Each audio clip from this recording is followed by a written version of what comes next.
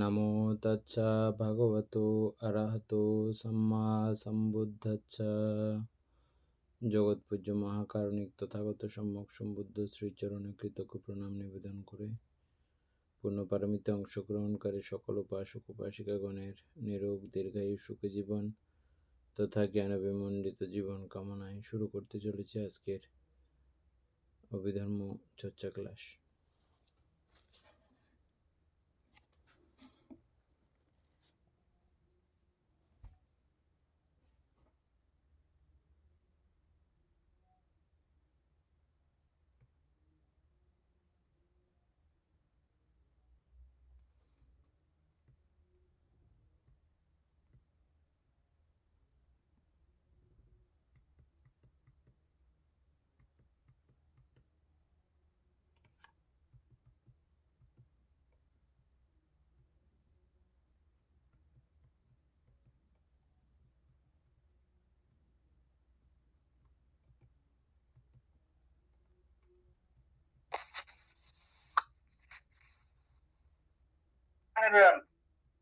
মঙ্গলক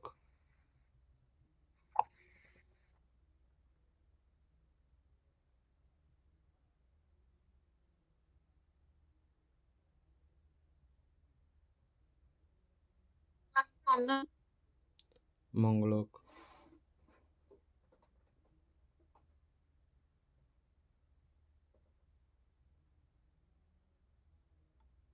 আমাদের page number কত? 256 পৃষ্ঠা বামটা। প্রজ্ঞপ্তি কূপ গুহা ইত্যাদিও প্রজ্ঞপ্তি রূপকলাপের অস্পষ্টতা মাত্র। এখান থেকে 256 পৃষ্ঠা। হ্যাঁ বামটা।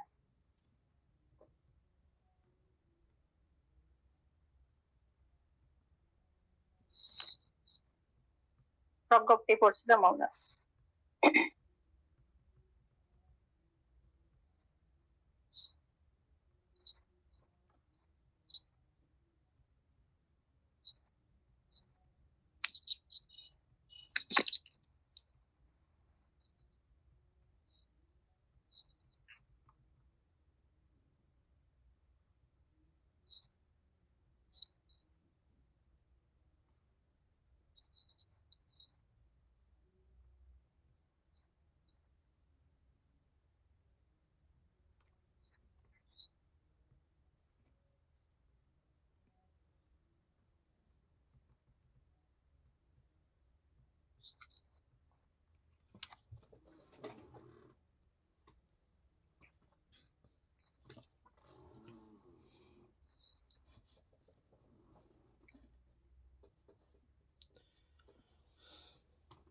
পর্বত ভূমি ইত্যাদি প্রজ্ঞপ্তি মাত্র, তাহারা মহাভূতের প্রবর্তিত আকার অনুসারে নামপ্রাপ্ত হইয়াছে। এদূর পর্যন্ত বুঝছেন সবাই না?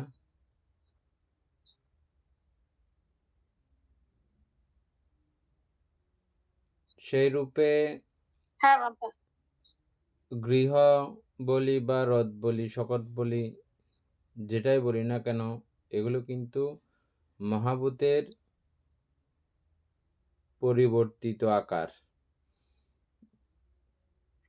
প্রক্ষান্তরে কিন্তু এগুলো চারি মহাভূতই।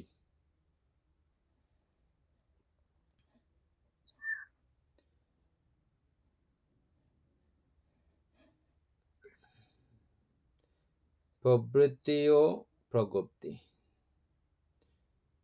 তাহলে আমরা প্রজ্ঞপ্তিটা চিনলাম। দ্রব্য সম্ভারের বিশেষ আকারে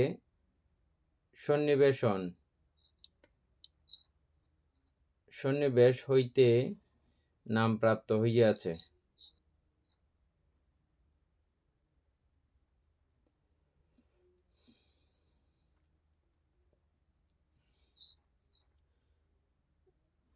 পুরুষ পুদ্গল ইত্যাদিও প্রজ্ঞপ্তি পঞ্চস্কন্ধেরই কর্ম অনুসারে বিভিন্ন অভিব্যক্তি।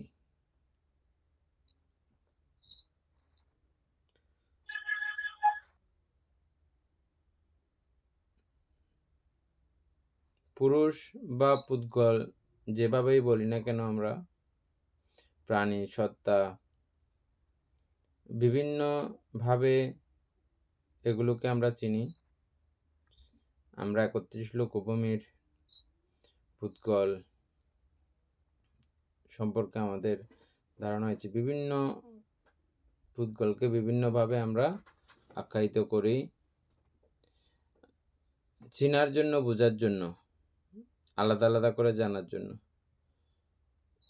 এই যে আলাদা আলাদা করে জানা বোঝা, এগুলো প্রজ্ঞপ্তি করা, প্রজ্ঞাপিত করা, এগুলোকেই প্রজ্ঞপ্তি বলে। কিন্তু মূলত হচ্ছে যে এগুলো পঞ্চস্কন্ধেরই বিভিন্ন অভিব্যক্তি, কর্ম অনুসারে বিভিন্ন রকমের অবস্থা প্রাপ্ত হয়েছে। মূলত কিন্তু পঞ্চস্কন্ধ। এদূর পর্যন্ত কারো না বুঝে থাকলে বলেন। উপাসক জ্ঞানশ্রী সিংহ এদূর পর্যন্ত বুঝছেন কি?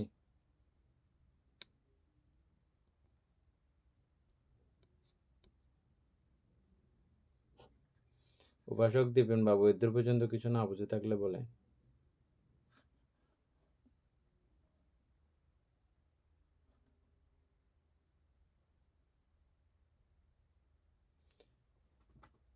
উপাসিকা এনি বলুন, মঙ্গল হোক।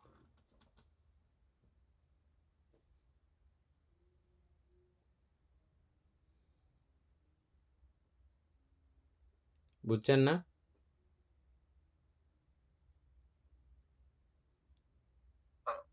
আমি মাত্র আচ্ছা, তারপর হচ্ছে যে দিক, উত্তর দিক, দক্ষিণ দিক, ওই জাতীয় দিক, কাল ইত্যাদিও প্রজ্ঞপ্তি। এগুলো চন্দ্র সূর্যের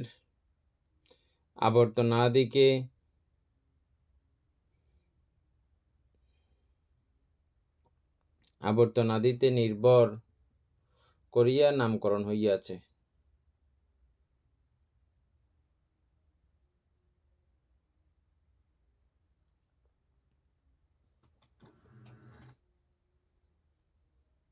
এগুলোও প্রজ্ঞপ্তি। তারপরে কূপ, গুহা ইত্যাদি প্রজ্ঞপ্তি, রূপকলাপের অস্পষ্টতা মাত্র।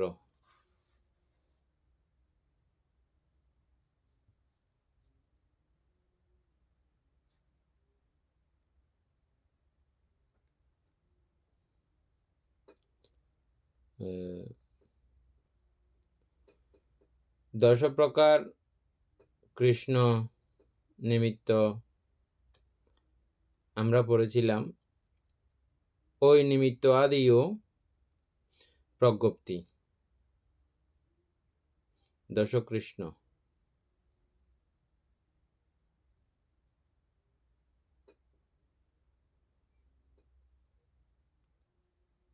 সেই ভূত নিমিত্তে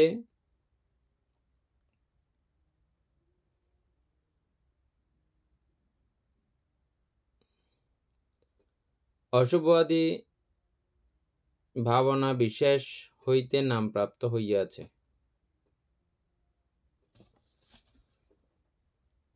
এগুলো কিন্তু ওই চারি মহাভূত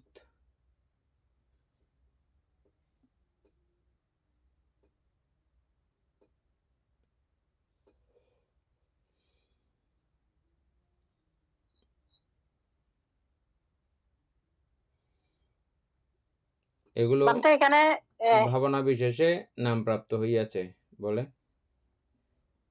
এখানে অশুভাদি দিচ্ছে যে মানে সেই ভূত নিমিত্তে অশুভাদি ভাবনা বিশেষ হইতে নাম প্রাপ্ত 10 প্রকার, এই 9 প্রকার অশুভ ভাবনা আছে না, আমরা পড়ছিলাম যে 10 প্রকার আছে। 10 প্রকার অশুভ ভাবনা। হ্যাঁ বান্দা। এই 10 প্রকার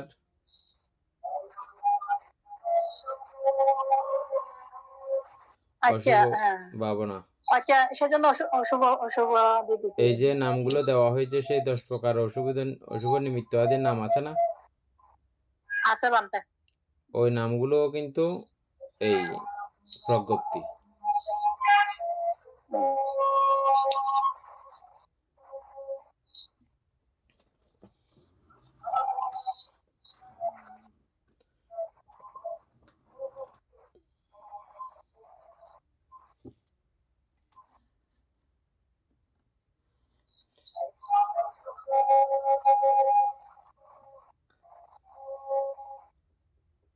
পারমাত্মিকভাবে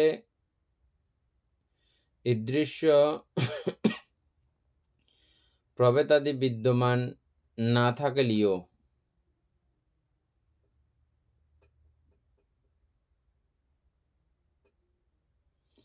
পারমাত্মিকভাবে ঈদৃশ্য প্রভেদাদি বিদ্যমান না থাকলেও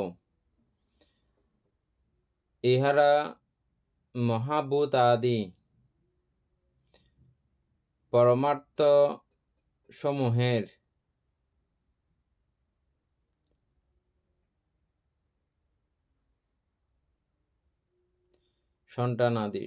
সন্তানাদি ছায়া আকারে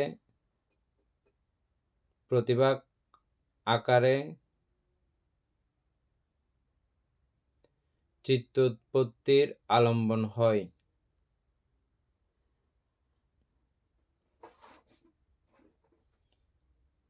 পারমাত্মিকভাবে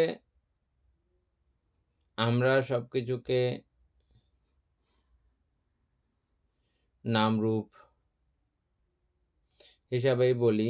পারমাত্মিকভাবে ঈদৃশ্য প্রভেদাদির বিদ্যমান না থাকিলেও ইহারা মহাভূতাদি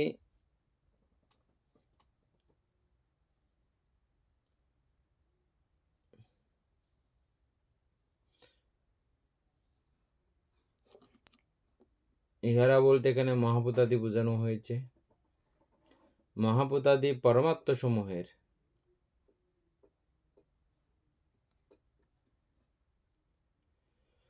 সমূহ সন্তানাদি ছায়া আকারে প্রতিভাগ আকারে চিত্তোৎপত্তির আলম্বন হয়।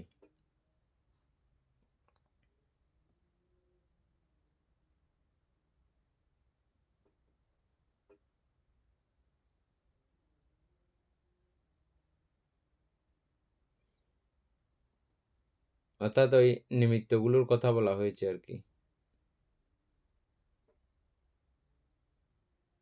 ছায়া আকারে প্রতিভাগ আকারে চিত্তোৎপত্তির আলম্বন হয়।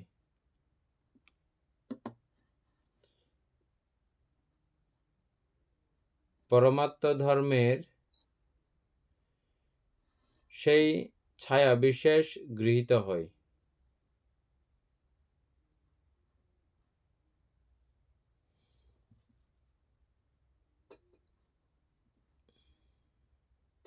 নির্ধারিত হয় এবং অর্থপ্রজ্ঞপ্তি নামে অভিহিত হয়।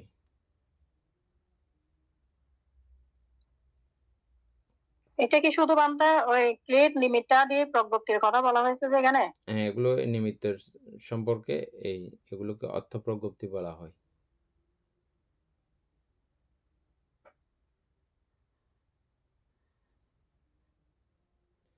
কারণ ইহা পরিকল্পিত। এই বিষয়গুলো কিন্তু পরিকল্পিতভাবে করা হয়েছে, মানে ইচ্ছা মতো বলতে বলতে হয়ে যায় নাই, এগুলো সিস্টেম করে পরিকল্পিতভাবে বানানো হয়েছে।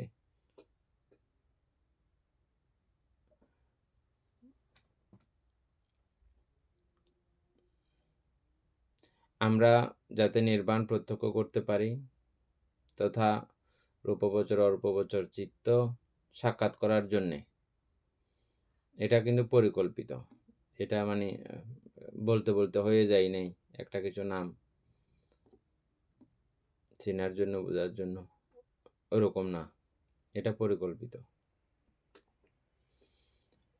পরিগণিত নাম সমন্বিত ব্যবহারে পরিব্যক্ত। জানতে বলে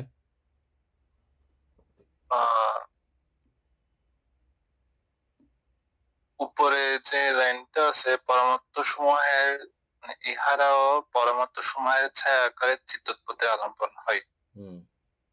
এখানে ছায়া আকারে চিত্তোৎপত্তির আলম্বন বলতে কি বোঝানো হচ্ছে? আমাদের প্রথমে আমরা পড়ছিলাম যে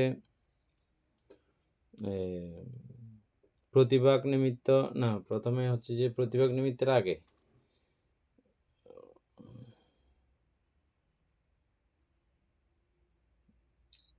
প্রথমে পরিকর্ম নিমিত্ত হবে না?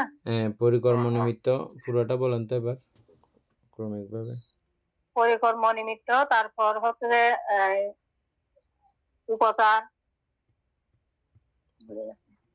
ওই জায়গাগুলো আমরা কখনো কখনো সরাসরি দেখে এর পরবর্তীতে কিন্তু ওটা আমরা চোখের মধ্যে আটকাই ফেলি। তারপর পরবর্তীতে ওটাকে কেন্দ্র করেই আমরা করি না। ওই বিষয়গুলোকে ছায়া বলা হচ্ছে, বুঝছেন? বুঝা গেছে? পরিকর্ম নিমিত্ত প্রতিভাগ। ছায়া বলতে তো আমরা বুঝি যে আলোর অপোজিট সাইড ছায়া পড়লে এগুলোকে লাইটের অপোজিটে বা সূর্যের অপোজিটে যে ছায়া পড়ে ওগুলোকে আমরা ছায়া বলি না। এখানে ছায়া বলতে বুঝতে হবে যে ওই নিমিত্ত গ্রহণ করার পরে, নিমিত্ত তো আমি আর সারাক্ষণ দেখে থাকছি না, এর পরবর্তীতে এটার ছায়া বা ওটার পরম্পরা অবস্থা গুলো, ওটাকে দেখার পরে আমরা চোখে বারবার ধারণ করার চেষ্টা করে যেটা উৎপন্ন করে পরবর্তীতে, এগুলোকে ছায়া বলা হচ্ছে। ছায়া বিশেষ গৃহীত হয় পরমাত্ম ধর্মের, সেই ছায়া বিশেষ গৃহীত হয়। অর্থাৎ আমরা যে আলম্বন একটা দেখলাম বা আলম্বন দেখলাম না, গ্রহণ করলাম, যে কোনো একটা আলম্বন গ্রহণ করলাম, গ্রহণ করার পর সে আলম্বন তো গ্রহণ মানে তো সারাক্ষণ তো ওইটা তো স্থায়ী তো দেখে নাই। পরবর্তীতে আমাদের মধ্যে ওই আলম্বনের যে একটা থেকে গেছে, ছাপ থেকে গেছে, সেটা কি বারবার মানে সেটার উপর আমাদের চিত্ত আবার আলম্বিত হয়ে মানে চিত্ত সেটাকে আবার আলম্বন হিসেবে গ্রহণ করতেছে আর কি, ছাপটাকে। হ্যাঁ, ওই তো এখানে মানে করার কিছু নাই, লেখাই আছে। আমি এই জন্য আস্তে আস্তে করে পড়ছি যে এমনিতেই যাতে বোঝা হয়ে যায়। জায়গাটা দেখেন, আপনি নিজেই খেয়াল করবেন। উপরের যে কথাটা আছে ওখান থেকে শুরু করি। দশ কৃষ্ণ নিমিত্ত আদিও প্রজ্ঞপ্তি, এই দূর পর্যন্ত বুঝছি আমরা। দশ কৃষ্ণ নিমিত্ত আদিও প্রজ্ঞপ্তি, যাদের মোবাইলের করছেন ওরা এখানে ক্লেদ লেখা আছে, এটা কৃষ্ণ, দশ কৃষ্ণ।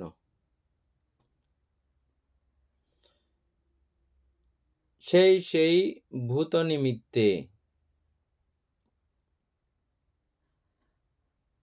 এখানে ভূত নিমিত্ত বলতে কি বুঝবেন?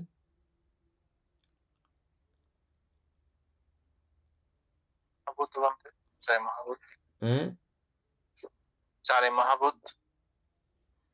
ভূত বলতে এখানে আমরা তো অশুভ ভাবনা করি যে মানুষের দেহকে কেন্দ্র করে, এটা মানুষের ভূত বলতে আমরা প্রাণীও বুঝি, সত্তাও বুঝি। হ্যাঁ, তারপরে চারি মহাভূত বললে তখন এই ভূত ওই ভূতের মধ্যে আচ্ছা যাই হোক, এটা বললেও মিলবে, এটা বললেও মিলবে। তাইলে ভূত নিমিত্তে অশুভ আদি ভাবনা,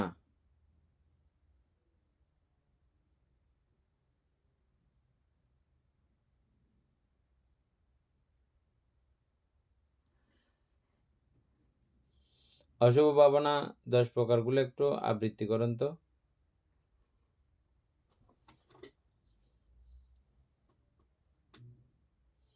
ঠিক আছে, মহাভূতের এই ভূতই হবে, লাগবে না, হয়েছে। এটা বিভিন্ন, কিন্তু মহাভূত এটাকে বিভিন্ন ভাবে ভূত আদি ভাবনা বিশেষ হইতে নামপ্রাপ্ত হইয়াছে। এই দশ অসুচি, অশুভ আদি 10 অসুচি না, ওই 10 কৃষ্ণ থেকে 10 অসুচি আদি। বাট ওইটা কি মিছে যখন গলে যায়, পচে যায়, আবার শূন্য বিশূন্য খণ্ড বিখণ্ড এগুলো আর কি 10 প্রকার মন্ত্র। এটা তো 9 প্রকার নবশিবতিকা। নবশিবতিকা 9 প্রকার। তারপরে অশুভ আদি এই 9 প্রকার ভাবনা। ঠিক আছে, এটা ইয়া হবে যে 9 প্রকার উপাসিকা, এটা 9 প্রকার, বুঝছেন? আর কৃষ্ণ হচ্ছে যে 10 কৃষ্ণ। আচ্ছা,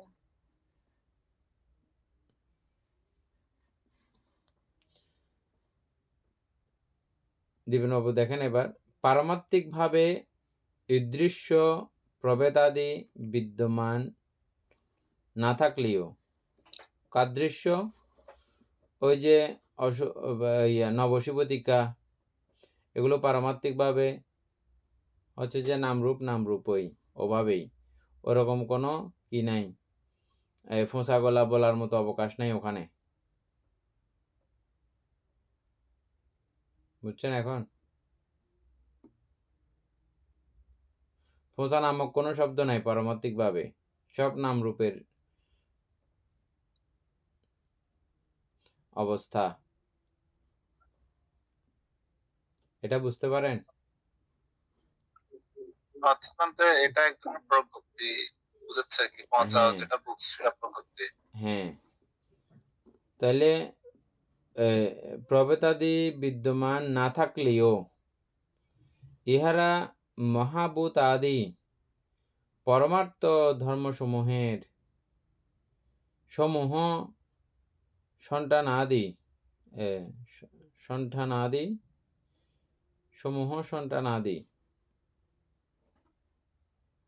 প্রতিভাগ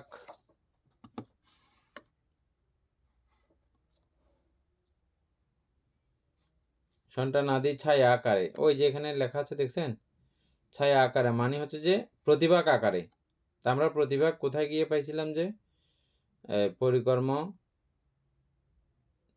তারপরে পরিকর্ম, তারপর উদ্গ্রহ নিমিত্তের পরে প্রতিভাগটা পাইছি আমরা। হ্যাঁ, এটা তখন এটা ওই মানে তখন নিমিত্তের মধ্যে মানে একটা নির্মল উজ্জ্বল আকার, মানে ওইটা বুঝতে পারতে হয়। এখানে ছায়া আকারে বলছে না, ওটাকেই ছায়া, ওই বিষয়টাকেই মানে ছায়া বলা হচ্ছে, যে বুঝছেন?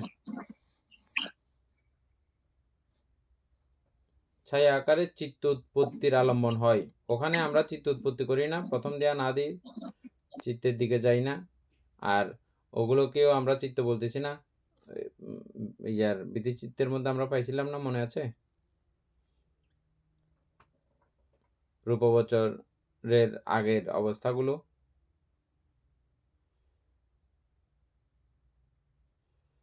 অপর্ণার আগের অবস্থাগুলো, ওগুলোও চিত্ত না এক একটা। তাহলে ওই চিত্তের আলম্বন কি? ওই ছায়া, প্রতিভাগ, নিমিত্ত আদি। ভান্তে এখানে প্রজ্ঞপ্তির মধ্যে তো অতটুকু আসবে না। প্রজ্ঞপ্তি হচ্ছে যে জাস্ট আমরা ওই জিনিসটাকে নামমাত্র হিসেবে চিনি। প্রতিভাগ আকারে যেমন কি আমি একটু এটা চেষ্টা করি, অর্থাৎ এখানে বলছে যে পারমার্থিক ভাবে ঈদৃশ্য প্রভেদাদি বিদ্যমান না থাকিলেও, অর্থাৎ পারমার্থিক হচ্ছে যে আসল সত্য, আর বাকি যেগুলো আমরা প্রজ্ঞপ্তি হিসেবে চিনি, এই যে এখানে পাহাড় পর্বত সবগুলা হচ্ছে যে কিন্তু ওখানে স্থায়ী কোনো আত্মা নাই, ওদের নিজস্ব কোনো কিছু নাই, ওটা জাস্ট আমরা চিনার জন্য এটা একটা প্রজ্ঞপ্তি হিসেবে ব্যবহার করেছি। তো এখানে তো সত্য বলতে কোনো কিছুই নেই, ওদের স্থায়ী কোনো আত্মা নাই, তো এটা হচ্ছে পারমার্থিক ভাবে। তো ওই সময় এটা পারমার্থিক ভাবে কিন্তু এটা মানে আমরা জানি যে ওই চারি মহাভূত দ্বারা ওইটার সৃষ্ট। অর্থাৎ আমরা যদি একটা যদি বলি যে টেবিলটার মধ্যে কিন্তু ওইটার নিজস্ব কোনো মানে স্থায়ী কোনো আত্মা বলতে কোনো কিছু নেই, সত্তা নেই। ওইটা জাস্ট চারি মহাভূত দ্বারা এটা গঠিত। তো এটা ওই টেবিলটাকে কিন্তু আমরা যখন দেখি তখন সেটা আমরা পারমার্থিক ভাবে চিন্তা করি না। এখানে যে চারি মহাভূত দ্বারা এবং আরো অনেক প্রত্যয় সন্নিবিষ্ট যে এই টেবিলটা তৈরি, আমরা কিন্তু সেটা চিন্তা করি না। সেটা চিন্তা না করে আমরা সরাসরি ওকে টেবিল হিসেবে চিনি। ওই সত্যটাকে ডেকে জাস্ট ওইটা একটা প্রজ্ঞপ্তি হিসেবে ওই ছায়াটা মানে আমি আমার প্রতিভাগ আকারে, অর্থাৎ ওইটা দেখার সাথে সাথে ওইটা জাস্ট আমি প্রতিভাগ মানে হচ্ছে যে একদম স্বচ্ছ। ওইখানে কি আছে কি নাই ওইটা আমি কোনো কিছু চিন্তা করি না। কি দিয়ে সৃষ্ট, কি কি সংযোগে এটা তৈরি হয়েছে ওইটা চিন্তা না করে আমরা জাস্ট এটা মানে ওইটা হচ্ছে আমার ছায়া, ওই সত্যটাকে না দেখেই ওই দেখে ওইটা টেবিল হিসেবে চিনে ওইভাবে সেইটাকে নিয়ে আমি আমার একটা চিত্ত উৎপত্তি করি যে এই টেবিল বা এটা পাহাড়, এটা পর্বত, ওভাবে সেটা চিন্তা করি। হ্যাঁ, ঠিক আছে।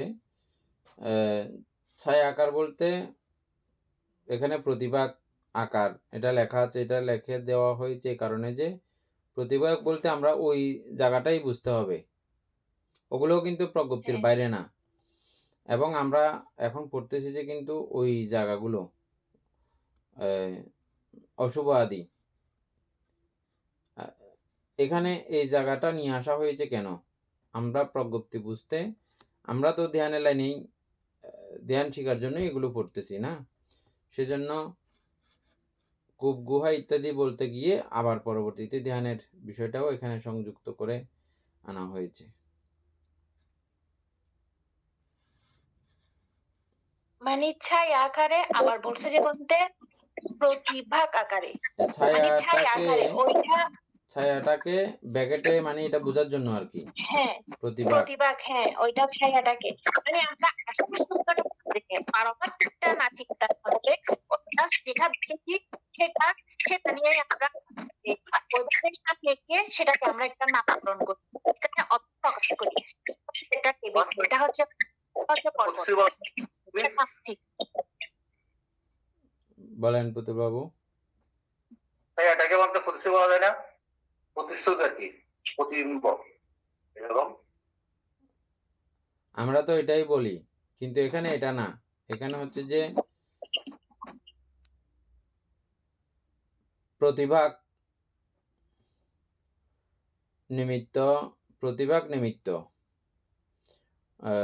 প্রতিভাগ নিমিত্ত বলি যে পরিকর্ম নিমিত্ত, উদ্গ্রহ নিমিত্ত, প্রতিভাগ নিমিত্ত, এটা তৃতীয় নাম্বারের পর্যায়ে যখন আমরা ধ্যান আদির আলম্বন গ্রহণ করি তখন ওই বিষয়টাকে, ওই ছায়াটাকে কেন্দ্র করেও চিত্তের আলম্বন উৎপত্তি হয়, চিত্ত উৎপত্তির আলম্বন হয় ওই অবস্থাটাও।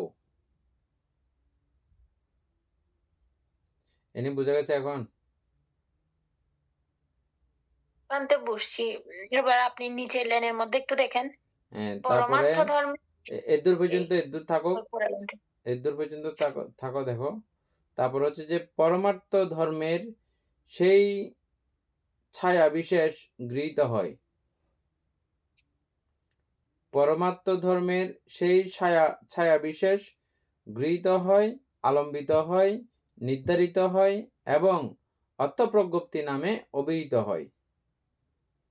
কারণ ইহা পরিকল্পিত, অন্যান্য এগুলো পরিকল্পিত না। যেমন তুমি যেগুলো চেয়ার টেবিলের উদাহরণ দিলা, চেয়ার টেবিল এগুলো পরিকল্পিত, এগুলো ডাকতে রাখতে হয়েছে নাম। কিন্তু এই ভাবনার বিষয়গুলো, এই যে দশ অশুভ, তারপরে দশ কৃষ্ণ, নবশিবতিকা, এগুলো কিন্তু পরিকল্পিত, সুন্দর করে সাজানো হয়েছে নির্বাণ লাভার্থে। এখন বুঝে গেছে?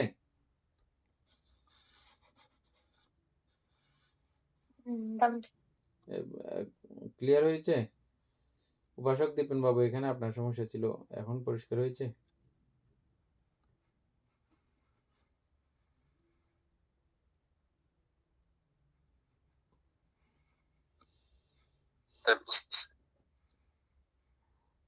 নির্ধারিত হয় এবং অর্থপ্রজ্ঞপ্তি নামে অভিহিত হয়। এই বিষয়গুলোকে অর্থপ্রজ্ঞপ্তি বলা হয়। টেবিল চেয়ার এগুলো এমনি প্রজ্ঞপ্তি, ঠিক আছে।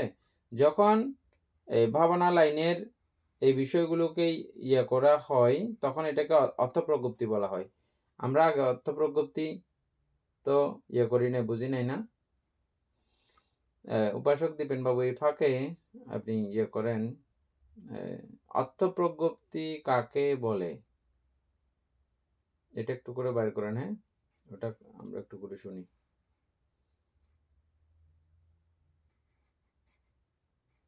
কারণ ইহা পরিকল্পিত, পরিগণিত, নাম সমন্বিত, ব্যবহারে পরিব্যাপ্ত। নাম সমন্বিত, ব্যবহারে পরিব্যাপ্ত।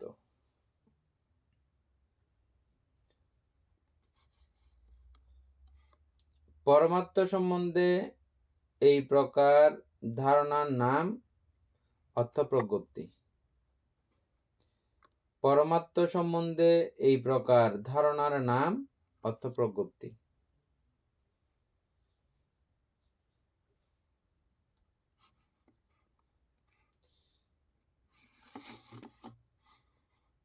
কারণ ইহা বাক্য, শব্দ বা চিত্ত দ্বারা প্রজ্ঞাপিত।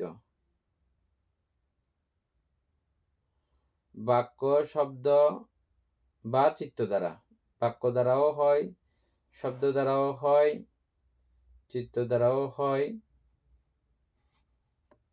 ইহা প্রজ্ঞাপিত।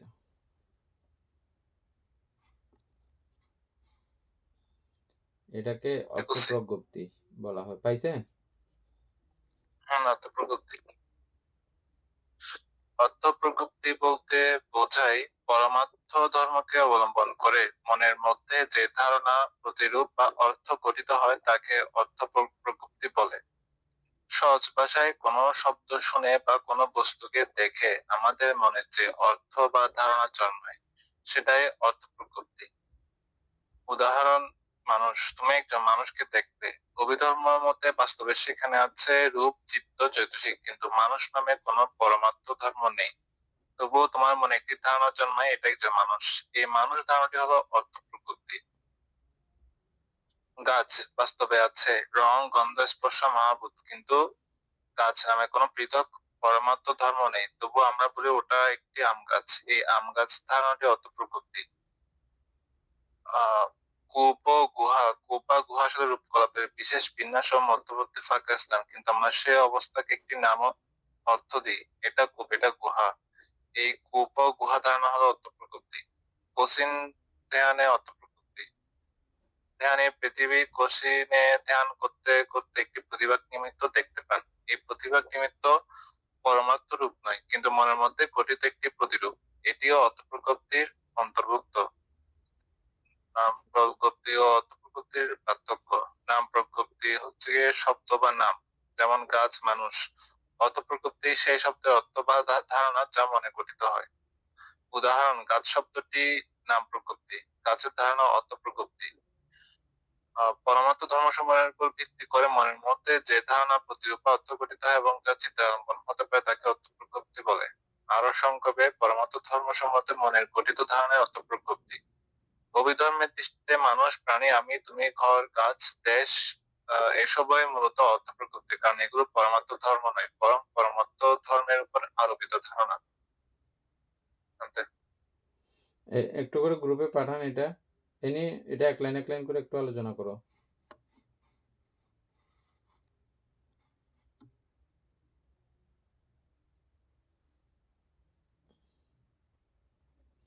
তারপরে প্রজ্ঞপ্তি কাকে বলে এটাও একটু করে করেন, বাইর করেন। প্রজ্ঞপ্তি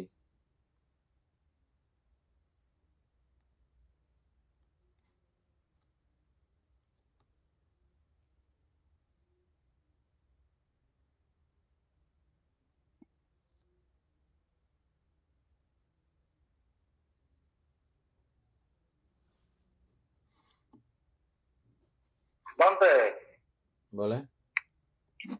প্রগতিবাদ শুধু বর্ণনা আছে পটানের মধ্যে, ওই শুধু পটান বই আর কি, সশস্ত্রের পটান। এটা পর্ব বলতে হ্যাঁ এটা পর্ব প্রগতি, শুধু প্রগতিটা পড়েন তো। প্রগতি 24 প্রকার প্রত্যয়ের বিষয়ভূত রূপ, নাম ও প্রগতি। এই ত্রিবিধ কর্মের মধ্যে রূপ বলতে রূপস্কন্ধ বুঝতে হবে। আলম্বরে নমিত হয় বলে চিত্তকে নাম বলা হয়।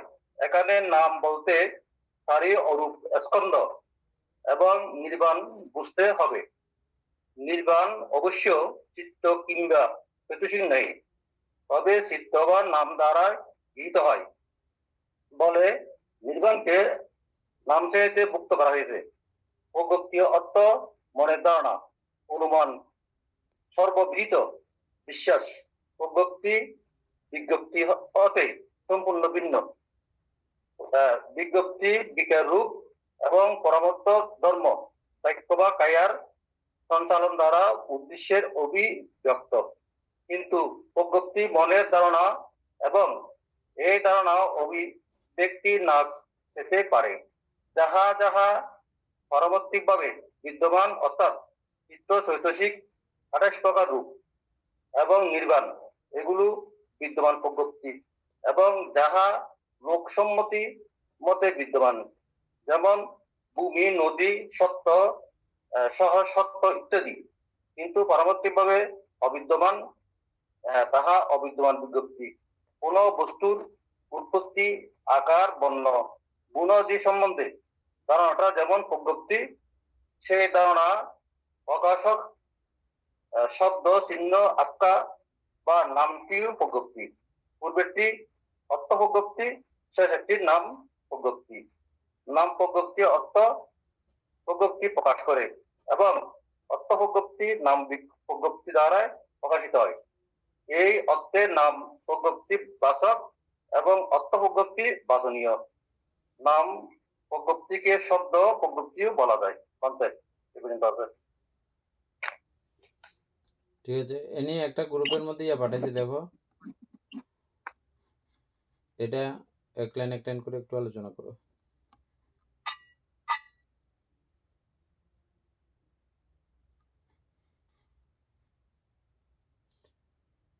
আচ্ছা, অর্থ প্রগতি, এটা প্রগতি বলতে কি বোঝায়? পরমার্থ ধর্মকে অবলম্বন করে মনের মধ্যে যে ধারণা, অর্থ গঠিত হয় তাকে অর্থ প্রগতি বলে।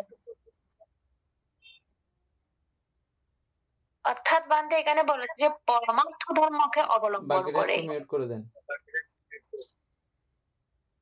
হ্যাঁ, পরমার্থ ধর্মকে অবলম্বন করে মানে মনের মধ্যে যে ধারণা, অর্থাৎ আমরা পরমার্থ, হ্যাঁ ঠিক আছে, এটা মানে পরমার্থ বলতে তো আমরা জানি যে যেটা এক কথায় হচ্ছে যে আত্মা বলতে কোনো কিছুই নাই, স্থায়ী বলতে কোনো কিছু নেই। অপেক্ষা করো দিবেন বাবু, একটু করে করেন।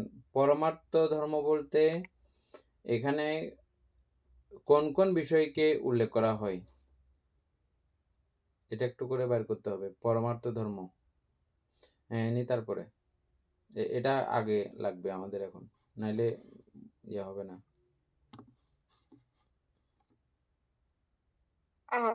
ভান্তে এটা হচ্ছে যে অর্থাৎ ওইটাকে অবলম্বন করে আমরা, হ্যাঁ এটা জানি যে পরমার্থ, অর্থাৎ যে পাহাড় মানে যেটা আমরা, ওইটা হচ্ছে পরমার্থ হিসেবে আমরা ওইটাকে চিনি, যে পাহাড় মানে হচ্ছে যেটা পাহাড়ে, এটা হচ্ছে যে সত্য, এটা হচ্ছে স্থায়ী সত্তা, মানে ওভাবে চিন্তা করা আমরা যখন ওটাকে অবলম্বন করি। পারমার্থিক ভাবে হচ্ছে যে চারি মহাভূত। হ্যাঁ বানতে, হ্যাঁ চারি মহাভূত ঠিক আছে, পরমার্থ হিসেবে তো অবশ্যই চারি মহাভূত ধরতে হবে, কিন্তু ধরলেও আমরা কিন্তু ওই যে উপাদানটা বা যে ইয়াটা তৈরি হচ্ছে, যে প্রজ্ঞপ্তিটা হচ্ছে, ওইটাতে যে মানে চারি মহাভূত যে বিদ্যমান আছে, পারমার্থিক ভাবে সেটা আমরা চিন্তা করি না। মানে এখানে কি কি গঠিত আছে ওইভাবে চিন্তা না করে আমরা জাস্ট ওইটা শুধু স্বাভাবিকভাবে মানে এটা পাহাড়, এটা পর্বত, ওভাবে আমরা এটাকে চিনে যাই। কিন্তু এটার টিকে থাকার পিছনে এটা কিভাবে উৎপন্ন হয়েছে সেটা পারমার্থিক, সেটা চিন্তাটা না করে আমরা শুধু এটা পাহাড় হিসেবে চিনে এটার একটা প্রজ্ঞপ্তি, এটাকে অবলম্বন করে আমরা একটা অর্থ প্রজ্ঞপ্তি নাম দিই বা অর্থ প্রজ্ঞপ্তিটা প্রকাশ পায়। এটাকে বলা হয় অর্থপ্রজ্ঞপ্তি। মানে পাহাড় বললে পাহাড়ের একটা অর্থ আমাদের মনের মধ্যে আছে, এটা পাহাড়। পাহাড় আছে, মানে কি অর্থ? এটা পাহাড়ে। হ্যাঁ, ওটাই হচ্ছে যে অর্থপ্রজ্ঞপ্তি। আরো বলো, পুরোটা আলোচনা করো।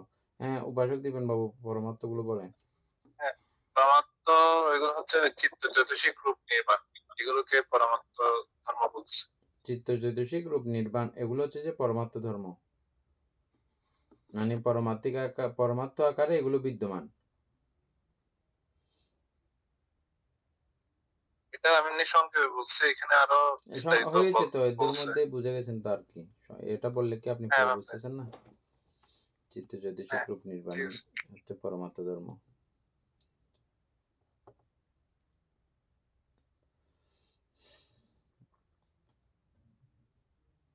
ভান্তে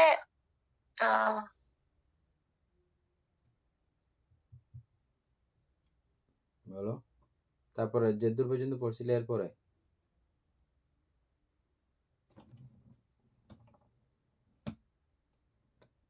তারপর হচ্ছে যে সহজ ভাষায় কোন শব্দ শুনে বা কোনো বস্তুকে দেখে আমাদের মনের যে অর্থ বা ধারণা জন্মায় সেটা হচ্ছে যে অর্থ প্রজ্ঞপ্তি। উদাহরণ, মানুষ, তুমি একজন মানুষকে দেখলে, অভিধর্ম মতে বাস্তবে সেখানে আছে রূপ, চিত্ত, চৈতসিক, কিন্তু মানুষ নামে কোনো পরমার্থ নেই। তবুও তোমার একটি ধারণা জন্মায় এটা একজন মানুষ। এই মানুষ ধারণাটি হলো অর্থ প্রজ্ঞপ্তি।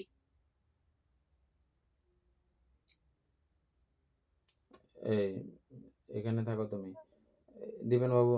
নাম প্রজ্ঞপ্তিটা আপনি বের করতে থাকেন, আমরা বাকিটা পড়ি এনি। তারপরে ভান্তে এখানে যে ওই রূপ, চিত্ত, চৈতসিক অভিধর্ম মতে বলতেছে যে বাস্তবে হচ্ছে যে এটাই, মানে একটা মানুষের। এখানে পঞ্চস্কন্ধটা কেন আসলো? আচ্ছা, রূপ আসলো, তো পঞ্চস্কন্ধ আসলে অসুবিধা কি? পঞ্চস্কন্ধ পরমাত্ম আকারে পঞ্চস্কন্ধ বিদ্যমান না? এই যে এখন দীপেন যেটা পরমাত্ম ধর্ম বললো, ওখানে এটুকুলো পঞ্চস্কন্ধের নামান্তর না? ভান্তে এটাই তো পঞ্চস্কন্ধ, যেমন কি এখানে বলছে যে তিনটা রূপ, চিত্ত, চৈতসিক।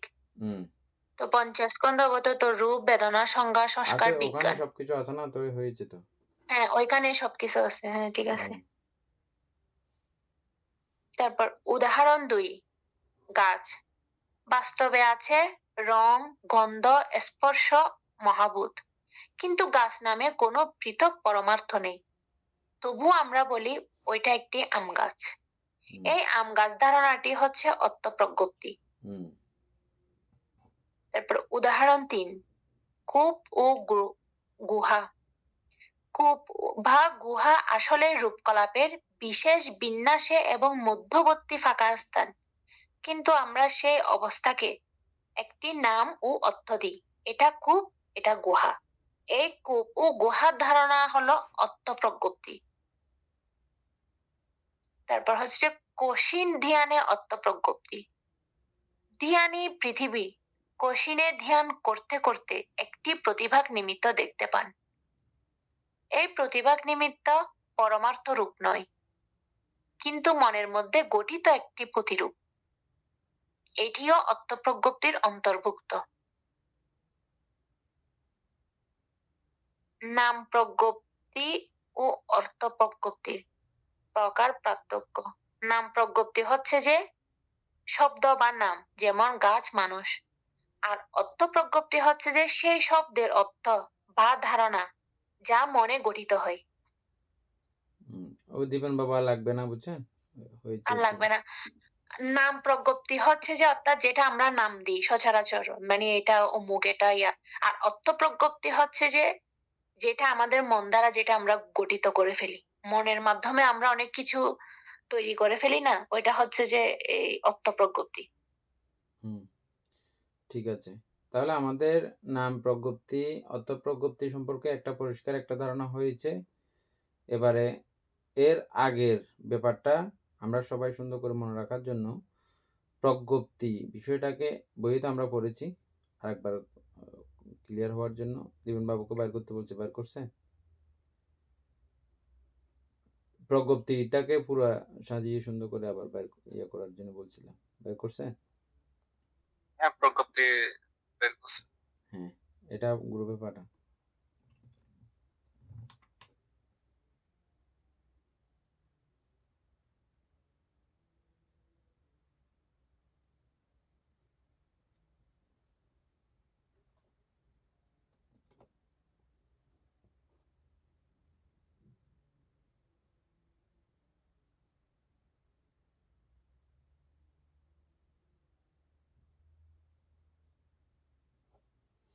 আমরা এই প্রজ্ঞপ্তি গতবারেও না বুঝে এমনি চলে গেছিলাম পরে,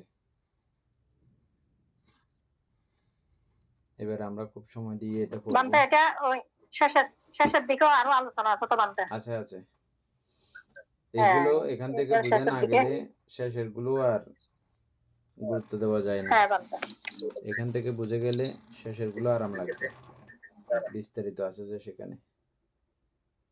বলেন দীপন বাবু, পাঠাইছে? আসতেছে না আপনার কথাগুলো? বান্দা এখন শোনাচ্ছে আমার কথা? হ্যাঁ হ্যাঁ বান্দা গ্রুপে পাঠাইছি। এ নিয়ে এটা ইয়ে করো, আবার আলোচনা করো প্রজ্ঞপ্তিটা আরেকবার।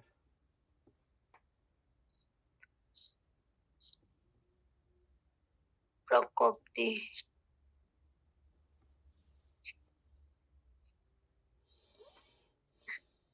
অভিধর্মের একটি গুরুত্বপূর্ণ ধারণা, সহজ সংজ্ঞায়, যা পরমার্থ ধর্ম নয় কিন্তু নামকরণ, ধারণা, প্রচলন বা ব্যবহার দ্বারা প্রকাশিত ও বোঝানো হয়, তাকে প্রজ্ঞপ্তি বলে।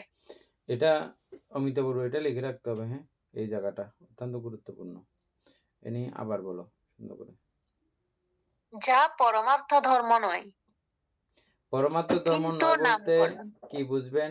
উপাসিকা শিল্পী বড়ুয়া বলেন তো, পরমার্থ ধর্ম নয় বলতে কি বুঝবেন?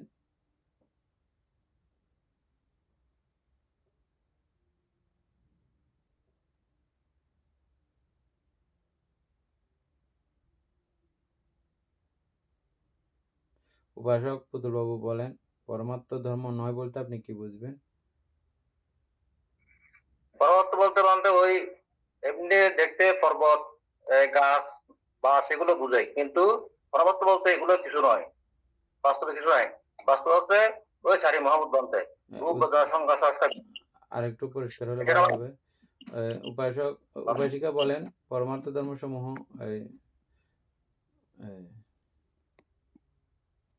অমিতাভ বড়ুয়া বলেন, পরমার্থ ধর্ম সমূহ হচ্ছে মানে যেগুলো মানে আধ্যাত্মিক ভাবে যেগুলো সত্য এগুলো, আর এগুলো পরমার্থ ধর্ম বলতে এখন আমরা বলছি চিত্ত চৈতসিক আর রূপ নির্বাণ, এগুলোই হচ্ছে পরমার্থ ধর্ম। প্রশ্নটা বোধহয় আমি ঠিক মতো করতে পারিনি। দীপেন বাবু বলেন তো।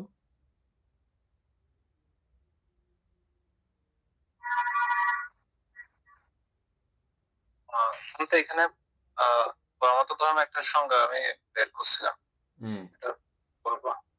এখানে বলছে, যা নিজের স্বভাব কখনো ত্যাগ করে না, বিশ্লেষণ করলে আর ভাঙা যায় না এবং চূড়ান্ত সত্য হিসেবে বিদ্যমান থাকে, তাকে পরমার্থ ধর্ম বলে। এটাও বের করতে বলছিলেন, হয়তোবা যাই হোক, এখানে একটি কথা, এই পরমার্থ ধর্ম যেটা এখন বলা হয়েছে, আপনি বলছেন যে কি, যেটা বাংলে আর ভাঙা যায় না,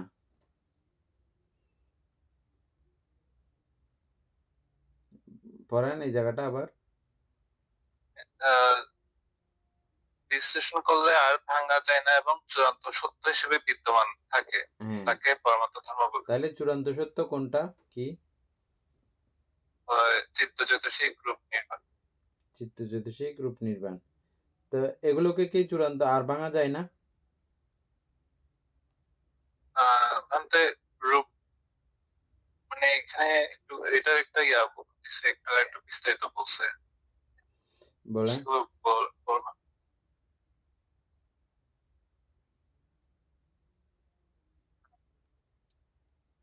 পরমাত্ম ধর্মের বৈশিষ্ট্য নিজস্ব স্বভাব আছে, যেমন বেদনার স্বভাব অনুভব করা, লোভের স্বভাব আঁকড়ে ধরা, পৃথিবী ধাতুর স্বভাব কঠিনতা।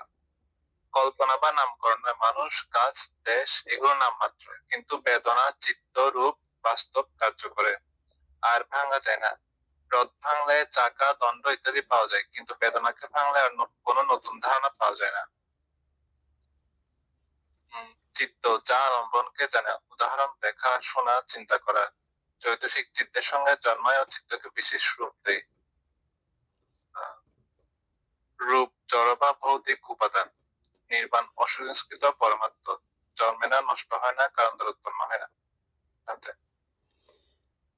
অমিতা বড়ুয়া, এই পরমাত্ম ধর্মগুলো এইভাবে লিখে রাখতে হবে, হ্যাঁ? তাইলে আমরা কোন জায়গায় ছিলাম, কি জন্য এই পরমাত্ম ধর্মটা শিখছি, এটা খেয়াল রাখবেন। পরমাত্ম ধর্ম কেন বলা হয় এবং কি কি পরমাত্ম ধর্ম? পরমাত্ম ধর্মের মধ্যে পঞ্চস্কন্ধ এবং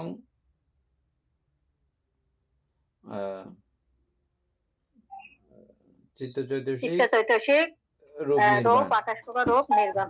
হ্যাঁ, চিত্তচৈতসিক রূপ নির্বাণ, এগুলোকে পরমাত্ম ধর্ম বলা হয়। কেন বলা হয়? কারণ এটা ভাঙলে আর কোনো কিছু পাওয়া যায় না, ওটাই মানে নিজস্ব একটা গুণ তার থাকে, এটা জন্য পরমাত্ম ধর্ম বলা হয়। হ্যাঁ, এনি যেখানে পড়ছিলাম তারপরের থেকে। ভান্তে ধর্ম মানে হচ্ছে যে স্বভাব, মানে ধর্ম মানে তো স্বভাব। তো স্বভাব ফলে তো এই আমরা তো এটা পরমার্থ হিসেবে তো এক কথায় যদি আমরা বলতে যাই যে প্রতিটা জায়গায় যে অনিত্য দুঃখ অনাত্মাকে পরম স্বভাব আর কি, প্রতিটা জায়গায় যদি আমরা অনিত্য দুঃখ অনাত্মা ভাবে দেখতে পারি, তো এটাও একটা স্বভাব না, মানে পরম স্বভাবকে জানা। তো আমরা তো এভাবেও সেটা পরমার্থ ধর্মকে কি এভাবে কি চিনতে পারি না, যে প্রতিটা জায়গায় আমি অনিত্য দুঃখ অনাত্মা হিসেবে চিনতে পারি। এখানে সেটা বলা হচ্ছে না, এখানে পরমাত্ম ধর্ম বলা হচ্ছে যে চিত্ত চৈতসিক রূপ নির্বাণকে। ভান্তে চিত্ত চৈতসিক রূপ নির্বাণকে আপনি যখন ওইটাকেও যখন অনিত্য দুঃখ অনাত্মা আকারে যখন চিন্তা করবেন, ভাঙলে কি ওটার কি কোনো অবশিষ্ট থাকে, আর কোনো স্থায়ী কোনো কিছু থাকে?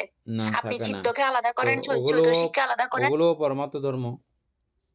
হ্যাঁ, তো না আমি এটা বলতে চাচ্ছি যে তো ওই জায়গায় কি আমরা কি এভাবে সেটা বলতে পারি না যে প্রতিটা জায়গায় যে অনিত্য এখনো দুঃখ আসে নাই, অনাত্মা স্বভাব? ওটা আসবে, ওটা এখনো আসে নাই, তো ওই কথাটা এটা আসবে একটু পরে। হ্যাঁ, ওই জায়গাটা আসবে, এটা বোঝানোর জন্যই এই প্রজ্ঞপ্তি ব্যবহার করা হয়েছে। আমরা গত ক্লাসে বুঝি নাই যে, হ্যাঁ, ওই জিনিসটা আসবে আস্তে আস্তে। আমরা এখন চিনলাম যে কি প্রজ্ঞপ্তি চিনলাম মূলত, তারপরে পরমাত্ম ধর্ম চিনলাম। ওই পরমাত্ম ধর্ম এর বিশেষ আকার, বিশেষণ, এগুলোকে প্রজ্ঞপ্তি বলা হয়। আবার এই প্রজ্ঞপ্তির মধ্যে নাম প্রজ্ঞপ্তি চিনলাম, অর্থ প্রজ্ঞপ্তি চিনলাম। নাম হচ্ছে যে যেটা বলা হয়, যেটা ডাকা হয় শব্দ মাধ্যমে বা চিত্তের মাধ্যমে, যেভাবে হোক, কিন্তু ওটাকে কেন্দ্র করে যে অর্থ আমাদের মনে প্রকাশিত হয়, জন্ম হয়, ওটাকে বলা হয় অর্থ প্রজ্ঞপ্তি। তাহলে নাম প্রজ্ঞপ্তি, অর্থ প্রজ্ঞপ্তি এ পর্যন্ত আমাদের মোটামুটি একটা পরিষ্কার হয়েছে। এনে যেটা পড়তেছিলে সেখান থেকে আবার পড়ো, ওই জটিলতার মধ্যে এখন যাইও না। যা পরমার্থ ধর্ম নয়, কিন্তু নামকরণ, ধারণা, প্রচলন বা ব্যবহার দ্বারা প্রকাশিত ও বোঝানো হয় তাকে প্রজ্ঞপ্তি বলে। শব্দগত অর্থ: যা প্রকাশ করা হয়, নির্দেশ করা হয়, নাম দেওয়া হয় বা বোঝানো হয় তাই প্রজ্ঞপ্তি। কেন প্রজ্ঞপ্তি প্রয়োজন? পরমার্থ মতে বাস্তবে আছে মাত্র চিত্ত চৈতসিক রূপ নির্বাণ। এটা বাস্তবে আছে, চিত্ত চৈতসিক রূপ নির্বাণ।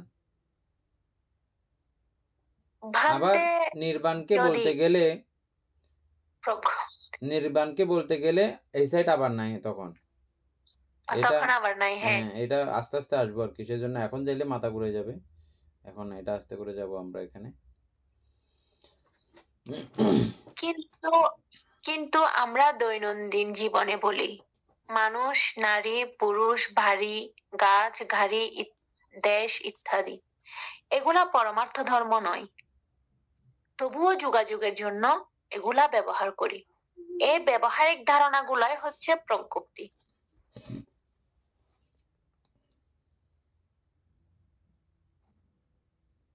এটা তো মনে হয় আর ইয়া করলে চলে যাবে। তাহলে এটা তো আমরা মোটামুটি বান্তে শুধু আমরা কি প্রজ্ঞপ্তির কি কথাই বুঝলাম? প্রজ্ঞপ্তি খুব ভালো করে বুঝলাম। তারপরে নাম প্রজ্ঞপ্তি, অর্থ প্রজ্ঞপ্তি, আরেকটা কি হইল? পরমার্থ ধর্ম। এই বিষয়গুলো আমাদের একদম পরিষ্কার হয়েছে। এটা পরিষ্কার হলে কিন্তু আমরা পরের বিষয়গুলো খুব সুন্দর করে বুঝবো। অমিতা বড়ুয়া গত ক্লাসে এগুলো পড়ছিলেন যে কোনো কিছু মনে আছে, ধারণা আছে এগুলো? ধারণা নাই বান্তে। আর গতবার তো এগুলো মানে পড়ছি কিনা মনেও নেই আমার। ঠিক আছে, তাইলে আমরা কোন লাইনে ছিলাম যে তখন? এখানে বইয়ের মধ্যে কোথায় ছিলাম?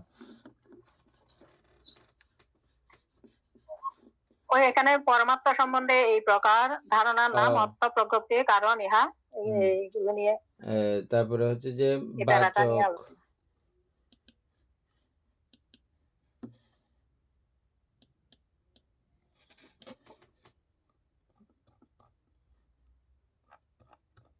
বাচক বা শব্দ প্রজ্ঞপ্তি নানা শ্রেণীতে বিভক্ত,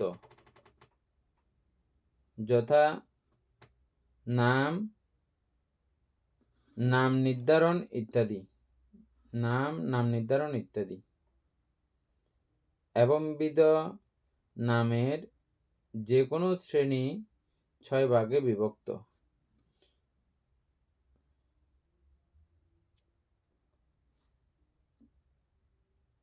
এ নিয়ে এই জায়গাটা বুঝছো?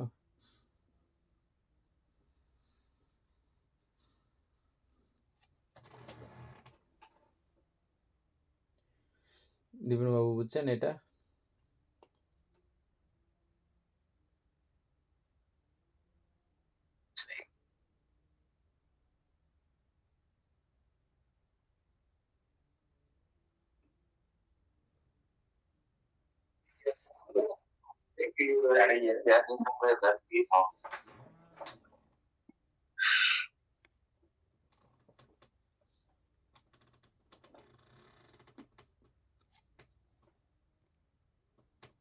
বান্তে এটা যেটা বলছে যে শব্দ প্রজ্ঞপ্তি। শব্দ প্রজ্ঞপ্তি হচ্ছে অর্থাৎ আমরা কোনো বস্তুকে বোঝানোর জন্য মানে আমরা যে শব্দ বা যে নামটা ব্যবহার করি সেটাই নয় কি বাচক প্রজ্ঞপ্তি বা শব্দ প্রজ্ঞপ্তি? হ্যাঁ, একটা শব্দ দ্বারা যেটা আওয়াজ, মানে আওয়াজ। শব্দের মাধ্যমে যেটা প্রজ্ঞপ্তি হয় ওটা শব্দ প্রজ্ঞপ্তি।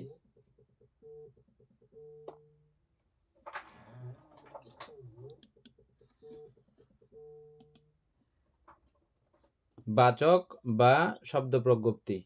শব্দ প্রজ্ঞপ্তি। এই শব্দ প্রজ্ঞপ্তি নানা শ্রেণীতে বিভক্ত। এই শব্দ প্রজ্ঞপ্তিও নানা শ্রেণীতে বিভক্ত। নাম, নাম নির্ধারণ ইত্যাদি। ইত্যাদি বললে তো আর আমরা বুঝবো না কি। এবং বিধ নামের যে কোনো শ্রেণী 6 ভাগে বিভক্ত।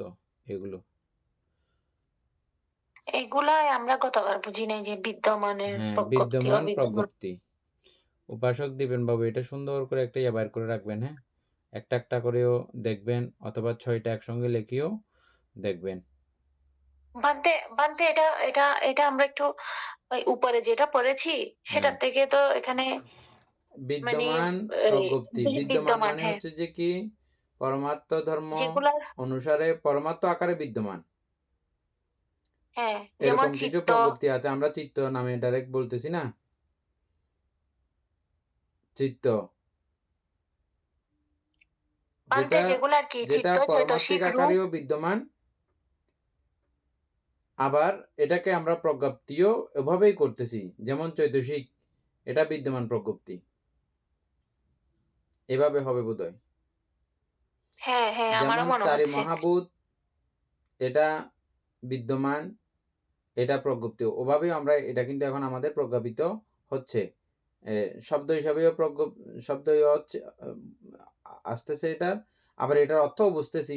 তাহলে আমাদের শব্দ প্রজ্ঞপ্তি, অর্থ প্রজ্ঞপ্তি, নাম প্রজ্ঞপ্তি এবং অর্থ প্রজ্ঞপ্তি এই দুটোই আছে বিদ্যমান প্রজ্ঞপ্তি সম্পর্কে, ঠিক আছে।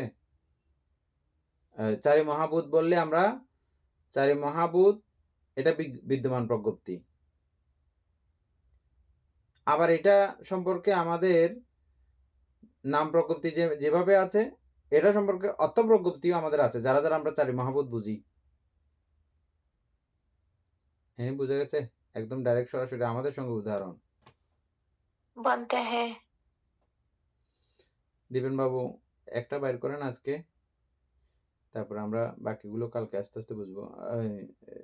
আজকের গুলো মনে না রাখলে আবার কালকে বুঝবো না, কালকে ক্লাস করতে না পারলে আবার বুঝবেন না।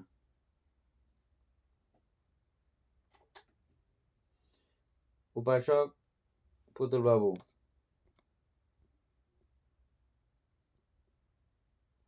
তো কেটে গেছে, বের করছেন?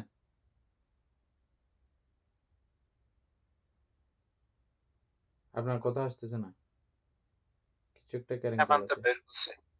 হ্যাঁ হ্যালো, হ্যাঁ শুনতেছি, বলেন।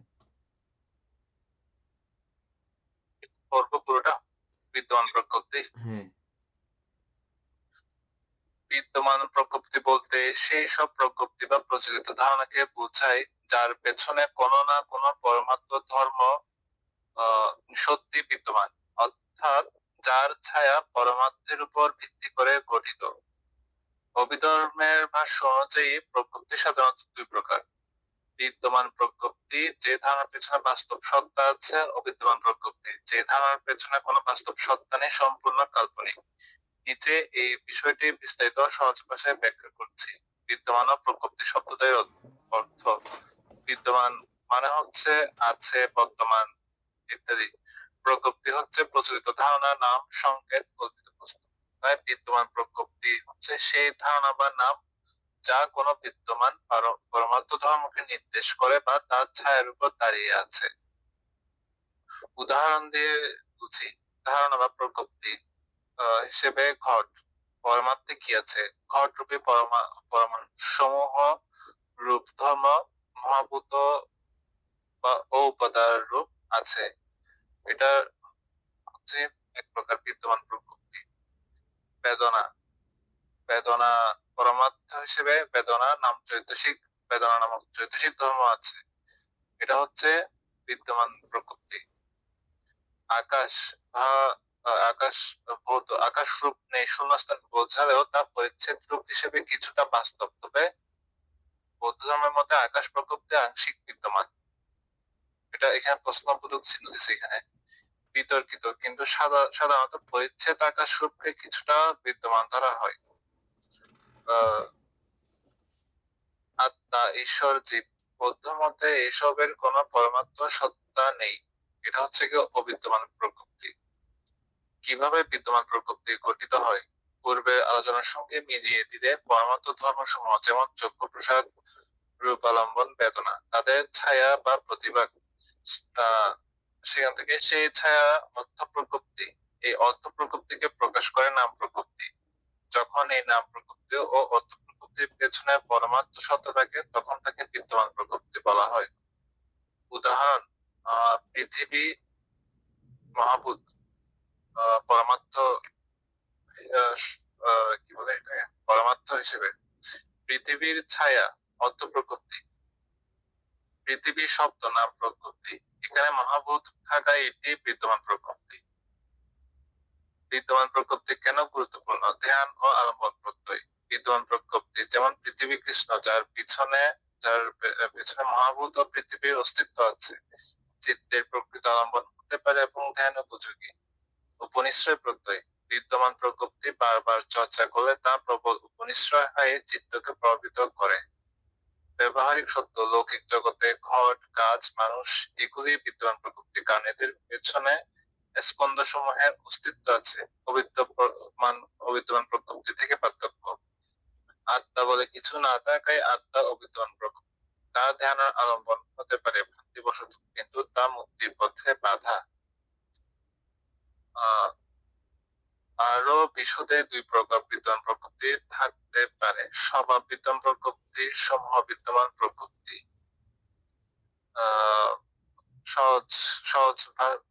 সহজে বিদ্যমান প্রকৃতি মানে সেই সব নাম বা ধারণা যার পেছনে কোনো বাস্তবিক পরমার্থ ধর্ম সত্যি আছে, যদিও প্রকৃতি নিজে পরমার্থ নয়, তবুও এর ভিত্তি বাস্তব।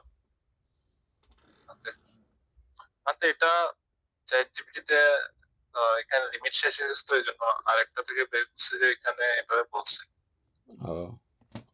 জটিল মনে হচ্ছে আমার কাছে এটা। জটিল নাই তো, আমরা বুঝে গেছি জটিল নেই। এনে সহজভাবে ওটা পুরোটা পড়তে হবে না, সহজভাবে যেটা বুঝছো এটা বলো, আর সবাই বুঝে মতো করে বলো।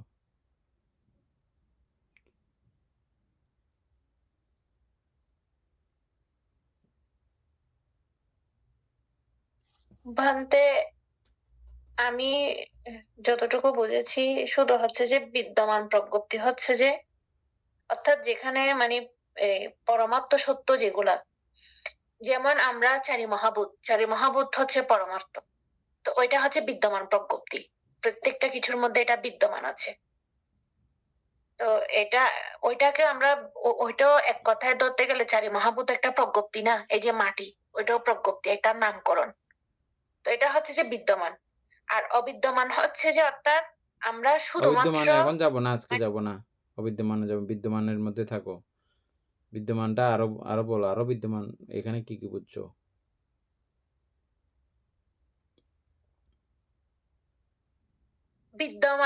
বিদ্যমান প্রজ্ঞপ্তি হচ্ছে যে বান্তে নামটাও হচ্ছে যে পরমার্থ, আর উপাদানটাও হচ্ছে যে পরমার্থ।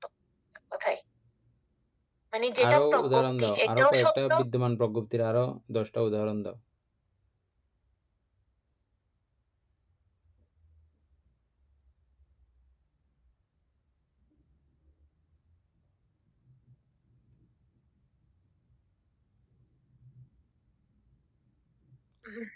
বিদ্যমান প্রজ্ঞপ্তির 10টা উদাহরণ দাও। বান্তে চিত্ত আছে, চিত্ত তো পরমার্থ বিদ্যমান, এটা হচ্ছে পরমার্থ সত্য। তারপর আমাদের বেদনাও একটা অনুভূতি না, অনুভূতি মানে আমরা যখন যেটা অনুভব করি তখন সেটাও হচ্ছে যে বিদ্যমান, সেটা একদম আমাদের পরমার্থ বা বিদ্যমান, এই যে রূপটা। তারপরে যদি বলি যে চারি মহাভূতের ক্ষেত্রে যদি বলি, এই যে এই আগুন, এটা কিন্তু বিদ্যমান, আমরা দেখতে পাই সেটা, কিন্তু এটা কিন্তু পরমার্থ সত্য আগুনটা, এরকম মনে হয়। দীপেন বাবু তো বুঝছেন, বলেন আপনি 10টা উদাহরণ দেন বিদ্যমান প্রজ্ঞপ্তির। এখন যেটা পড়ছেন সেটার আলোকে 10টা উদাহরণ। অমিতা বড়ুয়া রেডি থাকেন বলার জন্য।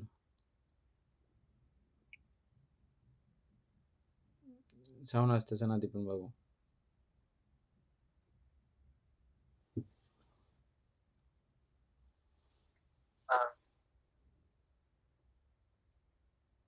আমি 10টা উদাহরণ দেন বিদ্যমান প্রজ্ঞপ্তির।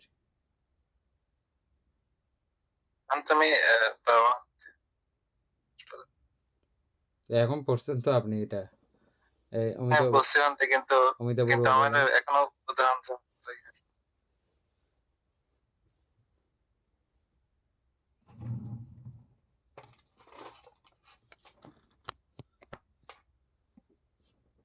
আমি জানতে এখানে বিদ্যমান বলতে আমরা যে মানে মহাভূত কে বলতে পারি, তারপর রূপ কে বলতে পারি, বেদনা বিদ্যমান, তারপর চিত্ত এটাও বিদ্যমান। চৈতসিক গুলো আসবে না মানতে? চৈতসিক গুলো তো আচ্ছা হয়েছে, আছে আমি বিদ্যমান। বলতেছি যেমন মানুষ, গাছ, বাঁশ, পাখি, পশু, এগুলো এগুলো সবগুলো বিদ্যমান প্রজ্ঞপ্তি। কেন এগুলোকে বিদ্যমান প্রজ্ঞপ্তি বলা হচ্ছে? এগুলোকে আমরা আলাদা আলাদা করে নামে চিনলেও এগুলোর মধ্যে চারি মহাভূত আছে। চারি মহাভূত আছে মানে বাস্তবে এদের অস্তিত্ব আছে। বাস্তবে এদের অস্তিত্ব আছে কোথায়? ওই যে পঞ্চস্কন্ধ তথা আমরা যেটা চিত্ত চৈতসিক রূপ নির্বাণ আকারে যেটা দেখলাম, ওই আকারে এগুলো বিদ্যমান আছে। সেই বিদ্যমানতাকে কেন্দ্র করে এই বিদ্যমান প্রজ্ঞপ্তি। তাহলে এরকম 10টা উদাহরণ দিলে, গড় বাড়ি, তারপরে নদী নালা, খাল বিল, পাহাড় পর্বত, মানুষ, হাতি ঘোড়া, এগুলো সবগুলো বিদ্যমান প্রজ্ঞপ্তি। দীপন বাবু, এখন আপনার পড়ার সঙ্গে পুরো তালমিল পাইছেন? ক্লিয়ার হয়েছে এখন? তাহলে এ নিয়ে আমরা বিদ্যমান প্রজ্ঞপ্তি পর্যন্ত আজকে শিখলাম, ঠিক আছে? ভান্তে বিদ্যমান ইয়ার মধ্যে ভান্তে তোমার লোক যেটা দেশ ঝামেলা আছে এগুলো পরে আছে, আলোচনা আছে আমার গতবারে। ভান্তে আমি সেটা না, বিদ্যমান প্রজ্ঞপ্তির মধ্যে ভান্তে লোক দেশ মোহ ওই যে চৈতসিক গুলো আসবে না? হ্যাঁ, এগুলো তো বললাম তো, এগুলো অর্থাৎ পরমাত্ম ধর্মসমূহের বিদ্যমানতা রয়েছে এই কথাগুলোতে। যেমন আমি যদি ঘর বলি, ঘরের মধ্যে পরমাত্ম ধর্মসমূহের বিদ্যমানতা কি আছে? চারি মহাভূত আছে। চারি মহাভূতে পরমাত্ম ধর্মের অন্তর্ভুক্ত। বুঝা গেছে এখন?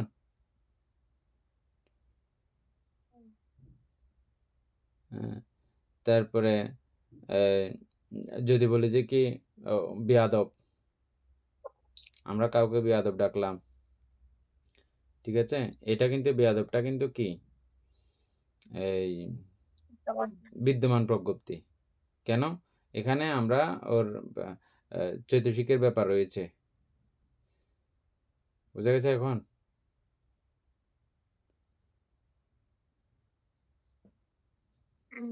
বেয়াদব বলতে আমরা ওরকম একটা কিছুকে ইঙ্গিত করে বলি না, ওর ব্যতিক্রমতা। ভান্তে এটাকে ইঙ্গিত করে বলি, ঠিক আছে? এটা হচ্ছে আমার একটা মানসিক বিষয়। তো মানসিক যেটা সেটা তো ভান্তে অবিদ্যমান, আর যেটা বিদ্যমান সেটা মানে দেখা মানসিক যায়। ভাবে অর্থাৎ অর্থাৎ এই বিদ্যমানের ভান্তে কথা না, এখানে হচ্ছে যে তোমার বিদ্যমান হচ্ছে যে রূপীয় ভাবেও যদি এটা বিদ্যমানতা থাকে, অথবা চৈতসিকগত ভাবেও যদি বিদ্যমান থাকে, অথবা চিত্তগত ভাবেও যদি বিদ্যমান থাকে, অথবা ওই নির্বাণকে বলা হয়েছে শেষ পর্যন্ত, হ্যাঁ, চিত্ত চৈতসিক রূপ নির্বাণ, এই চারটা বিষয়কেই এগুলো পরমার্থ আকারে পরমার্থ ধর্মের মধ্যে পরিগণিত করা হয়েছে। ওই পরমার্থ ধর্মের সংযুক্তিটা থাকলে ওই বিষয়গুলোকে বিদ্যমান প্রজ্ঞপ্তি বলা হয়। এবার ক্লিয়ার? ভান্তে হ্যাঁ। আর আমাদের উপাসক দীপেন বাবু এটা পাঠাইছে, এটা আবার একটু দেখলে তুমি বুঝে যাবে। উপাসক দীপেন বাবু যেটা পড়ছেন এটা পাঠাইছেন, যেগুলো গুরুত্বপূর্ণ এগুলো পাঠা দিয়েন সঙ্গে সঙ্গে। আচ্ছা, হ্যাঁ, এটা পাঠাচ্ছেন। যাদের যাদের আবার পড়ার ইচ্ছে পড়তে পারবে, আর বিশেষ কোনো অসুবিধা হলে ক্লাস একবার দিবে, দেখতে পারবে।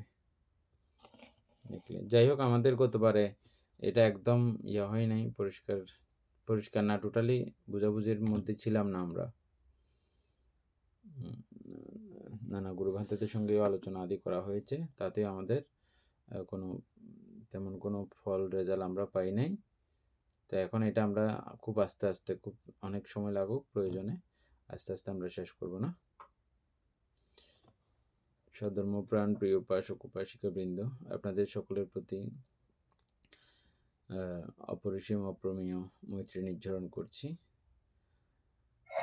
আপনাদের সকলের এই ধর্মচর্চার কারণে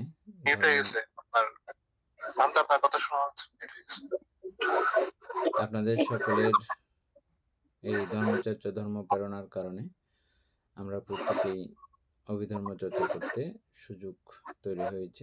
সেজন্যই আপনাদের প্রতি নিরন্তর মৈত্রী নির্ঝরণ করছি। এতক্ষণ যাবৎ আমরা এই মহামাঙ্গলিক কার্যে নিরত হয়ে যে পুণ্য সঞ্চিত হয়েছে, এই পুণ্য রাশি অনন্ত চক্র অল্পাস সত্যগণকে দান করছি, গুরুবান্তি দিওকে দান করছি, মাতা পিতাগণকে দান করছি, এবং এই পুণ্যের কাছে আমরা প্রত্যেকেই প্রার্থনা করব নির্বাণ লাভ অবধি অসৎ ব্যক্তি, মূর্খ ব্যক্তি, পাপমিত্রের সংসর্গ লাভ না করে সদা সর্বদা জ্ঞানদর্শী কল্যাণ মিত্রের সান্নিধ্য সংসর্গ লাভ করতে সক্ষম হয়। এরূপ সাধু সংকল্প পোষণ করে আজকের মতো ক্লাস এখানেই সমাপ্ত করছি।